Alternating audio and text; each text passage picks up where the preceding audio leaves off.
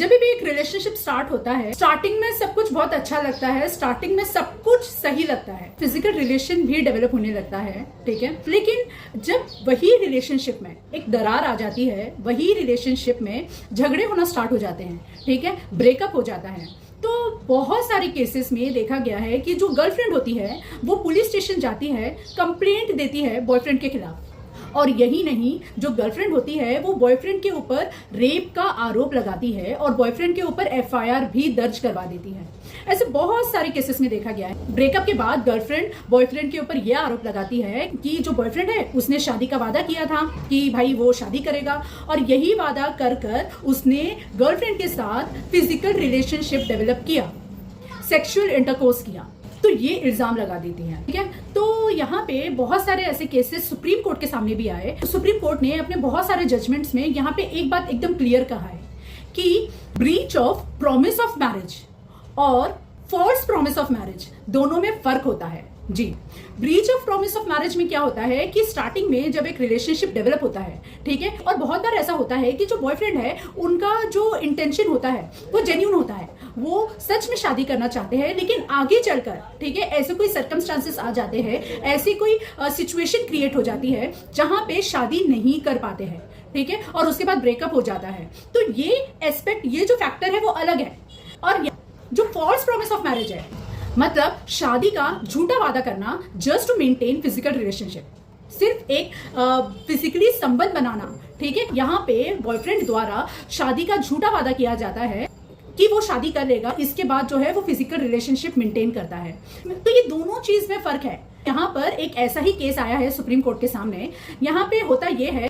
लड़का और लड़की जो है वो दोनों एक फैमिली फंक्शन में मिलते हैं, इसके बाद दोनों अपना फोन नंबर एक्सचेंज करते हैं, फिर तो भाई दोनों में बातचीत स्टार्ट हो जाती है, मैसेजेस, फोन कॉल्स, ये सब स्टार्ट हो जाता है, ठीक है। फिर कुछ दिनों बाद जो लड़का है वो लड़की के सामने शादी का प्रस्ताव रखता है कि वो मतलब इच्छा जाहिर करता है कि वो लड़की से शादी करना चाहता है, और उसके रिप्लाई में लड़की ये बोलती है कि अभी उसकी स्टडीज चल रही है, तो जैसे ही उसकी पढ़ाई कंप्लीट हो जाती है तो वो शादी के बारे में सोचेगी, ऐसा लड़की ने कहा, ठीक है। फिर उसके बाद दोनों के बीच में रिलेशनशिप स्टार्ट हो गया, गर्लफ्रेंड बॉयफ्रेंड बन जाते हैं, ठीक है। यहाँ पे लड़की का ये कहना है, ठीक है, लड़की ने जो पुलिस स्टेशन में अपना बयान दी थी तो उसमें लड़की ने ये कहा कि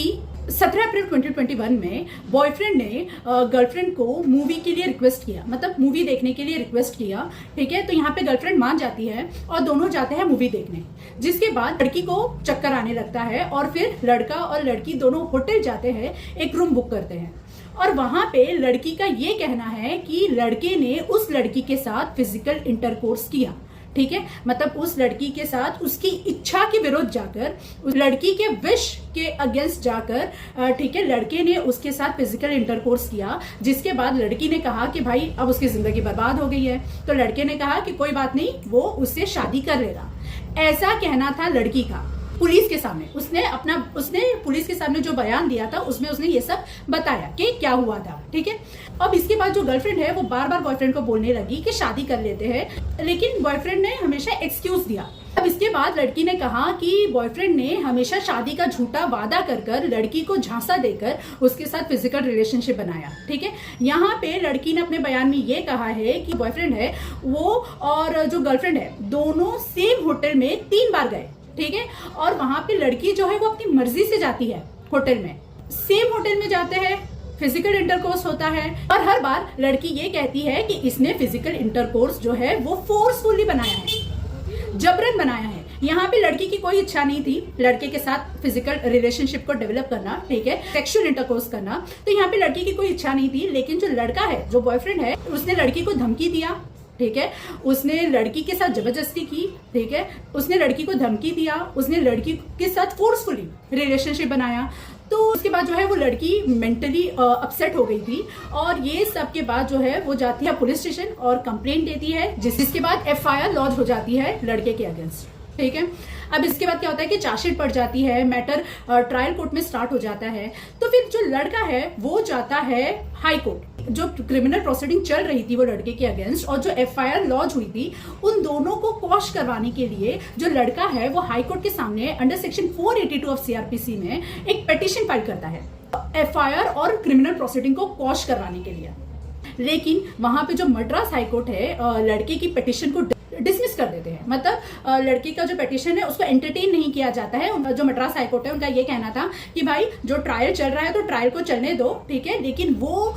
लड़के के ऊपर जो क्रिमिनल प्रोसीडिंग चल रही है उसको क्वॉश नहीं कर सकते। अब यहाँ से निराश होकर जो लड़का है वो जाता है सुप्रीम कोर्ट। सुप्रीम कोर्ट ने भी उसने पिटीशन फाइल किया एफआईआर और जो क्रिमिनल प्रोसीडिंग चल रही थी उसको क्वॉश करवाने के लिए, उसको खत्म करवाने के लिए, ठीक है। तो यहाँ पे जब पूरा मामला सुप्रीम कोर्ट के सामने आया तो सुप्रीम कोर्ट ने यहाँ पे ऑब्जर्व किया कि भाई अगर लड़की के साथ पहली बार रेप हुआ, ठीक है, वो ऐसा बोल रही है कि लड़की को डराया गया, धमकाया गया, उसके साथ फिजिकल रिलेशनशिप डेवलप हुआ, फिर शादी का वादा किया गया, ठीक है, तभी तो कोई एक्शन लिया नहीं। उसके बाद 3 बार वो लड़की अपनी मर्जी से सेम होटल में जाती है, सेक्सुअल इंटरकोर्स करती है और हर बार उसका यही कहना है कि वो गई और उसके साथ जो सेक्सुअल इंटरकोर्स हुआ वो उसकी मर्जी के खिलाफ हुआ, डराया गया, धमकाया गया लड़की को और तब जाके वो रिलेशनशिप डेवलप हुआ,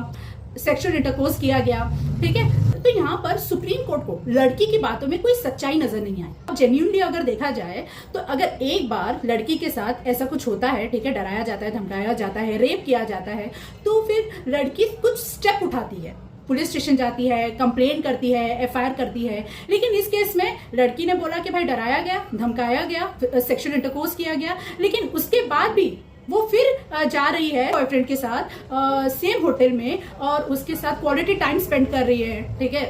फिजिकल रिलेशनशिप रख रही है। तो फिर यहाँ पे सुप्रीम कोर्ट को उसकी बातों में कुछ ऐसे इंग्रेडिएंट्स दिखाई नहीं गए जो रेप के सेक्शंस को अट्रैक्ट करते हैं, ठीक है। अब यहाँ पे सुप्रीम कोर्ट ने ये चीज भी ऑब्जर्व किया कि यहाँ पे लड़की ने अपने बयान में बोला उसने फिजिकल रिलेशनशिप बनाया अपने बॉयफ्रेंड के साथ, ठीक है, तो भाई बॉयफ्रेंड ने डराया, धमकाया और उसके बाद जो लड़की है वो मेंटली कमजोर हो गई थी, मतलब उसको मेंटली बहुत अपसेट हो गई थी। वो लड़की ने जो इंसिडेंट के बारे में बताया कि फर्स्ट टाइम जब वो गई होटल में तो फिजिकल रिलेशनशिप डेवलप हुआ तो वो मेंटली अपसेट हो गई थी। उसके बाद भी, उसके बावजूद दूसरी बार भी लड़की जाती है लड़के के साथ होटल रूम में, क्वालिटी टाइम स्पेंड करती है,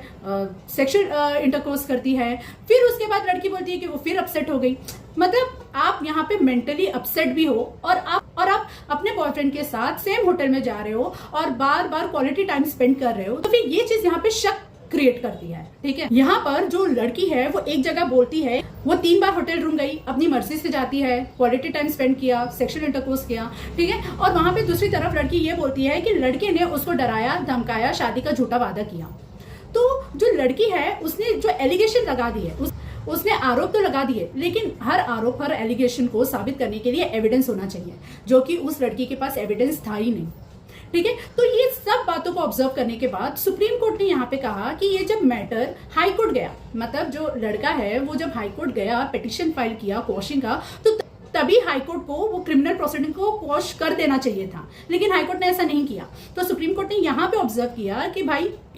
अगर ये लड़के के ऊपर क्रिमिनल प्रोसीडिंग चलती रहती है, ठीक है, अगर ये केस ऐसे ही चलता रहता है लड़के के ऊपर, तो ये एक abuse of process of law है। तो यही सब ऑब्जर्व करने के बाद सुप्रीम कोर्ट ने लड़के के ऊपर जो क्रिमिनल प्रोसीडिंग चल रही थी, जो केस चल रहा था, उसको खत्म कर दिया, क्रिमिनल प्रोसीडिंग और एफआईआर को क्वॉश कर दिया। अब यहाँ पे एक चीज और ध्यान देने वाली बात है, ठीक है, ये एक एडवाइस है कि यहाँ पे जब एक लड़का और लड़की रिलेशनशिप में आ रहे हैं, ठीक है, फिजिकल रिलेशनशिप भी डेवलप कर रहे हैं, दोनों फिजिकल रिलेशन रख रहे हैं, होटल जा रहे हैं, ठीक है, तो यहाँ पे लड़कों को एक चीज को ध्यान देना है कि अगर लड़के ने कभी भी लड़की के साथ शादी का वादा नहीं किया है,